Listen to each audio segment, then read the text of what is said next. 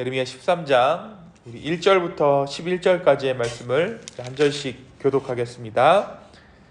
여호와께서 이와 같이 내게 이르시되 너는 가서 배띠를 사서 내 허리에 띠고 물에 적시지 말라 하시기로 내가 여호와의 말씀대로 띠를 사서 내 허리에 띠니라.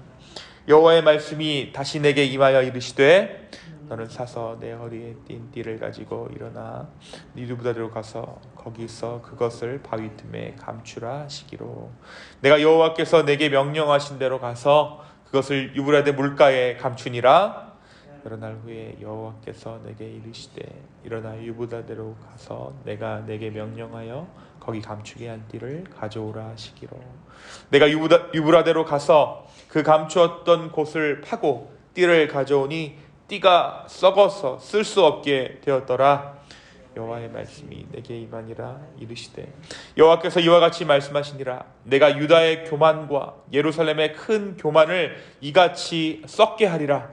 이 악한 백성이 내 말 듣기를 거절하고 그 마음에 완악한 대로 행하며 다른 신들을 따라 그를 섬기며 그에게 절하니 그들이 이 띠가 쓸 수 없음같이 되리라. 함께 읽겠습니다.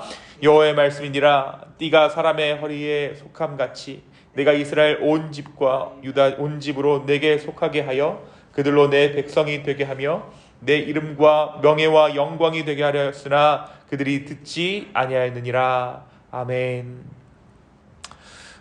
우리가 어제 말씀 가운데 예레미야 12장 후반부의 말씀을 통해서 오랜 우상 숭배를 끝끝내 포기하지 못했던 이스라엘의 참혹한 현실에 대해서 다시 한번 우리가 함께 묵상했습니다. 그리고 하나님께서 한 비유를 통해 이 예레미야에게 말씀하시는데요. 바로 이 이스라엘이 스스로 문이 있는 매가 되었다라고 유다의 상황을 하나님께서 말씀해 주십니다. 이 문이 있는 매라는 것은 눈에 띄게 되죠. 그래서 다른 동물, 다른 매의 공격 대상이 됩니다. 다시 말해 혼합된 신앙으로 인해서 바알도 섬기고 하나님도 섬기는 혼합된 신앙으로 인해서 이제 유다는 문이 있는 매가 되었습니다. 하나님의 보호하심을 상실했다라는 것이죠. 뿐만이 아닙니다. 어제 말씀 가운데 이제 그 땅에 소산이 그쳤고 젖과 꿀이 흐르던 그 땅은 황무지가 되었다라고 하나님께서 말씀하십니다. 그래서 땅이 문제가 아니라 그 땅에 어떠한 사람이 사는가가 문제다라는 것을 우리가 어제의 말씀 가운데 함께 나누었습니다. 오늘 말씀 13장은 예레미야가 했던 12번의 설교 가운데 5번째 설교입니다. 특별히 하나님께서 유다에게 주시는 또 예루살렘을 향한 하나님의 예언의 말씀들이 오늘 말씀 이 13장에 담겨져 있습니다. 특별히 오늘 본문은 선지자의 행동을 통해서 하나님께서 메시지를 전하시는 소위 행위 예언이라고 불려지는 그러한 본문이에요. 하나님은 예레미야에게 무엇이라고 말씀하십니까? 배띠를 사서 허리에 띠고 그 띠를 물에 적시지 말라라고 말씀하십니다. 그리고 예레미야가 그 말씀에 순종하죠. 다소 이해가 되지 않는 하나님의 지시였지만 예레미야는 별다른 질문을 하지 않습니다. 하나님께서 따로 이유를 설명해 주시지 않았지만 예레미야가 그것에 대해서 이유를 묻지 않고 그저 하나님의 말씀에 순종하게 됩니다. 다만 주님께서 시키시는 대로 이제 배띠를 사서 허리에 띠고 물에 적시지 않았습니다. 예레미야가 하나님의 말씀에 순종하자 하나님께서 계속해서 예레미야에게 말씀하십니다. 하나님께서 이번에는 유브라데 강가 바위틈에 그 띠를 숨겨놓으라고 말씀하시죠. 예레미야가 이번에도 하나님의 말씀대로 순종합니다. 그러나 이번에도 역시 하나님은 그 이유에 대해서 말씀해 주지 않으세요. 그리고 나서 이제 여러 날이 지난 후에 그때까지도 하나님께서 이유를 설명해 주시지 않다가 여러 날이 지난 후에 그 감추었던 띠를 찾아오라고 명령하십니다. 예레미야는 아마도 그 띠를 바위틈 땅속에 숨겨졌던 것 같습니다. 그래서 감추었던 것을 파고 띠를 가지고 옵니다. 그런데 이 띠의 상태가 어떠했다라고 오늘 말씀이 이야기합니까? 이 띠가 썩어서 쓸 수 없게 되었다라고 기록하고 있어요. 하나님께서는 이 썩어버린 띠를 통해 이스라엘의 앞날을 예언하십니다. 내가 유다의 교만과 예루살렘의 큰 교만을 이 썩은 띠처럼 썩게 하겠다라고 말씀하시죠. 9절에 보니까 9절 함께 읽겠습니다. 시작. 여호와께서 이와 같이 말씀하시니라 내가 유다의 교만과 예루살렘의 큰 교만을 이같이 썩게 하리라.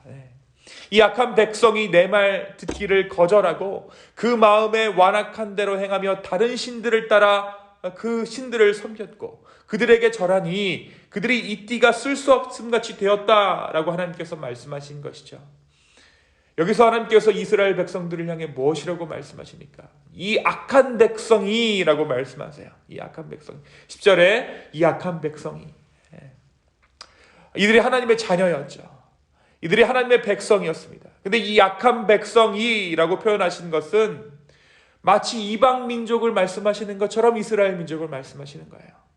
이 악한 백성이라고 하나님께서 표현하신 백성이 다른 이방의 민족이 아니라 이스라엘 민족이라는 사실은 이들이 얼마나 죄악 가운데 있었는지, 이들의 죄악이 얼마나 심각했는지를 보여주고 있는 거예요. 마치 이방 민족을 부르듯이, 이방 민족을 대하듯이 자기 민족, 자신의 자녀들을 지금 하나님께서 부르시고 계신 것입니다. 하나님께서는 다시 한번 예레미야에게 하나님의 말씀을 전하라고 하십니다. 우리가 읽지는 않았지만 12절에서 14절의 말씀이 바로 그것이에요. 이번에는 이스라엘의 하나님께서 모든 가죽 부대에 포도주로 이 가죽 부대가 채워지리라 말씀하라고 예레미야에게 시키십니다. 그러면 그때에 이 이스라엘 백성들이 왜 당연한 소리를 하느냐라고 예레미야에게 반문할 것이라고 하나님은 말씀하십니다. 그들은 다만 육신의 눈으로 가죽 부대에 포도주가 있는 것을 안다라고 할 것이다. 그런 그들에게 하나님께서 말씀하시죠. 이 가죽 부대에 담긴 포도주의 용도를 말씀해 주신 것입니다. 이 땅의 모든 주민과 다윗의 왕위에 앉은 왕들과 제사장들과 선지자들과 예루살렘의 모든 주민들을 잔뜩 취하게 해서 그들이 피차 충돌하여 상하게 되고 부자 사이에도 부딪히게 할 것이라는 말씀을 하나님께서 해주세요. 그리고 하나님께서 이들을 조금도 불쌍히 여기지 아니하고 사랑하지 아니하고 멸하리라 라고 말씀하십니다. 이 포도주가 어떤 포도주입니까? 그렇습니다. 하나님의 심판의 포도주였던 것이죠. 그들이 서로 취하여서 서로를 상하게 했을 때에 하나님께서 그것을 방관하시고 아무런 손도 쓰지 않은 그런 심판의 포도주가 지금 가득 부대에 가득 찼다라는 것을 예레미야를 통해 말씀해 주신 것입니다. 사랑하는 성도 여러분, 오늘 말씀 예레미야 이 12장이 우리에게 무엇을 말해주고 있습니까? 오늘 말씀에서 하나님께서 예레미야에게 말씀을 전하시는 방식과 그 하나님의 명령에 예레미야가 어떻게 반응했는가를 우리가 좀 살펴볼 필요가 있을 것 같아요. 하나님께서 예레미야에게 말씀하실 때 띠를 사라라고 말씀하시죠. 그 이유에 대해서 좀처럼 설명해 주지 않으셨어요. 지금 예레미야가 하나님을 위해서 목숨을 걸고 일하고 있습니다. 그런데 하나님께서는 예레미야에게 그다지 친절해 보이지 않으세요. 이 띠를 구하오라고 말씀하시고 숨기라고 하시고는 그 이유를 좀처럼 설명해 주시지 않는다라는 것이죠. 하지만 예레미야는 하나님의 말씀에 순종합니다. 심지어 그가 어디에 띠를 감춰놨는지 그가 기억하고 있어요. 하나님의 말씀을 하나도 허투루 듣지 않았다라는 것이죠. 감춰놔라. 감춰놓는 것에만 순종하는 것이 아니라 감춰놓고 그것이 어디였는지 기억까지 합니다. 그것은 예레미야가 하나님을 향해서 마음을 다해서 삶을 다해서 지금 헌신하고 있다, 순종하고 있다라는 것을 우리가 알 수 있다는 거예요. 여러분, 우리가 가게 일을 해봐서도 알지만 가게 일을 시킬 때 어떤 종업원은 딱 시킨 것만 하죠. 근데 다른 어떤 종업원은 시키지 않은 것들도 알아서 하는 종업원들이 있어요. 주인이 사랑하는 종업원은 어떠한 종업원입니까? 두 번째 종업원이겠죠. 왜?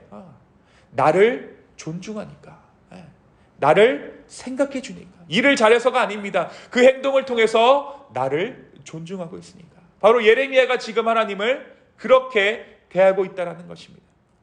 또한 여러분, 하나님께서 나에게 어떻게 대하시는가 하는 그 태도가 문제가 아니라 지금 예레미야는 하나님이 어떠한 분이신가에 대해서 집중하고 있는 거예요.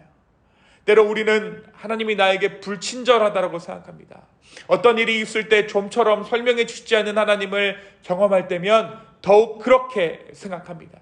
하지만 하나님이 어떠한 분이신가를 우리가 인정할 때 우리는 그분의 태도가 아닌 그분의 본심에 집중하게 될 것입니다.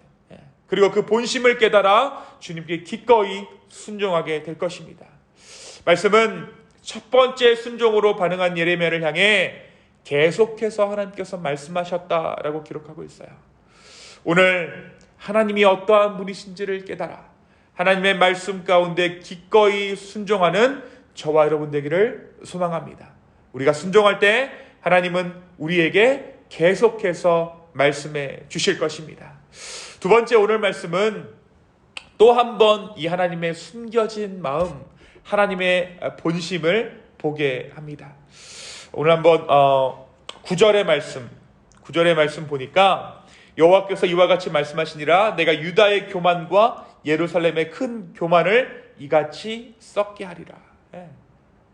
썩어버린 띠를 두고 하나님께서 예레미야에게 무엇이라고 말씀하십니까? 내가 유다를 썩게 하겠다, 예루살렘을 썩게 하겠다고 말씀하신 것이 아니에요.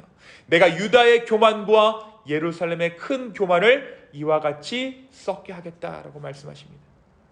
이 심판의 목적이 유다의 멸망과 예루살렘의 파멸에 있는 것이 아니라 이들의 죄를 해결하는 것에 목적이 있는 거예요. 이들의 교만을 처단하시고자 하나님께서 이와 같은 일을 지금 행하시고 계신다는 것이죠. 하나님의 포커스는, 하나님의 마음은, 하나님의 본심은 여전히 유다와 예루살렘의 회복에 머물러 있는 것입니다. 하나님의 목적은 그들의 교만을 꺾으시기 위함이라는 것이지요. 오늘 저와 여러분에게도 이 하나님의 본 마음을 알아챌 수 있는 그러한 은혜가 있었으면 좋겠어요. 이 하나님의 본심, 하나님의 진짜 마음을 깨닫는 우리가 되기를 원합니다. 그 예수 그리스도 하나님의 친아들을 버리셔서 우리를 양아들 삼기 위해, 우리를 양자로 삼기 위해 하나님의 친아들을 버리셨던 그 하나님의 본심을 깨닫게 될 때 우리의 삶에는 헛된 소망이 아닌 참된 소망으로 가득하게 될 줄로 믿습니다. 오늘 우리가 기도할 때 이렇게 기도했으면 좋겠어요. 하나님, 내가 하나님의 본 마음을, 하나님의 본심을 깨닫기 원합니다. 그리고 나의 삶을 다해, 우리의 삶을 다해 주님의 말씀 가운데 순종하기를 소망합니다라고 기도할 수 있는 오늘 이 아침 되기를 예수님의 이름으로 축원합니다. 이 시간 함께 기도하시겠습니다. 주님, 오늘 다시 한번 주님의 말씀 가운데 하나님의 은혜를 허락하여 주심에 주여 감사합니다. 오늘 이 하루가 하나님 앞에 순종하여서 계속해서 하나님 우리의 삶 가운데 말씀하시는 그 은혜를 누리게 하여 주시옵소서. 주님 또한 하나님의 본 마음, 하나님의 본심을 우리가 깨달아서 정말 주님의 긍휼 가운데 거하며 살아갈 수 있는 오늘 이 하루 될 수 있도록 주여 우리의 삶을 축복하여 주시옵소서. 감사합니다. 이 모든 말씀 살아서 역사하시는 예수님의 이름으로 기도하였습니다. 아멘.